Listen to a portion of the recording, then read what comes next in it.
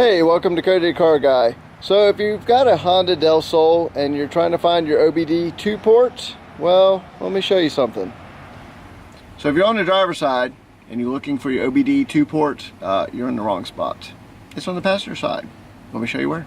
Open your passenger door, come in right here where your glove box is, follow straight back down, and your OBD2 port is right there. Honda loves to hide them on the passenger side, but that is it right there.